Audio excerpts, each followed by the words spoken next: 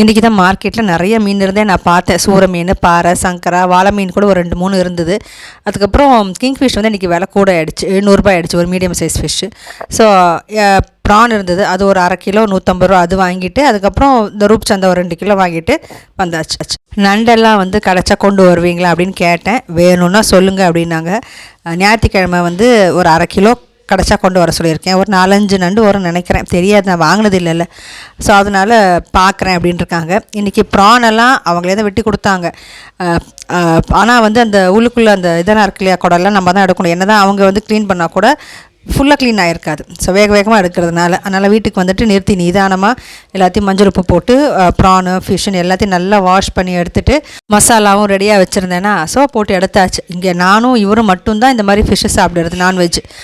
மற்றபடி எங்கள் வீட்டில் வேறு யாருமே சாப்பிட மாட்டாங்க, எல்லாருமே வெஜ்ஜு தான். முட்டை கூட சில பேர் சேர்த்துக்க மாட்டாங்க. எங்கள் அம்மா, அப்பா, மாமியார்லாம் வந்திருந்தாங்க அப்படின்ட்டா நான் இந்த சட்டிலாம் இருக்குல்ல, மீன் வாஷ் பண்ணுற அந்த சட்டியெல்லாம் இது எல்லாத்தையுமே தூக்கி உள்ளே போட்டுடுவேன். இதெல்லாம் வெளியே கூட எடுக்க மாட்டேன். இந்த தோசைக்கல் எதுவும் வெளியே எடுக்க மாட்டேன். வெஜ்ஜுக்குன்னு தனியாக வச்சுருக்கேன், ஸோ அவங்களுக்குன்ட்டு. அதனால் அவங்க கிளம்பி போகிற வரைக்குமே வந்துட்டு எங்கள் வீட்டில் வெஜ்ஜு தான். வெஜ்ஜு நான்வெஜ்ஜுன்னு பிரித்து மண்பானை பாத்திரம் எல்லாம் தனியாக இருக்கும். இந்த குட்டி மண்பானை கூட தயிர் ஊற்றி வச்சுருந்தேன். அது இப்போ கொஞ்சம் விரிசல் விட்டுருச்சு, கொஞ்சம் உடஞ்சிடுச்சு. அதனால் அதை தூக்கி போடலை. ப்ரான் இந்த மாதிரி மசாலாலாம் தடவுறோம் இல்லையா, சிக்கன் அதெல்லாம் போட்டு இப்படி வச்சுட்டு ஃப்ரிட்ஜில் வச்சுருவேன். ஸோ இது 2 இப்போ மசாலா தடவியாச்சு, ஃப்ரிட்ஜில் வச்சு மத்தியானம் லஞ்சுக்கு ரெடி.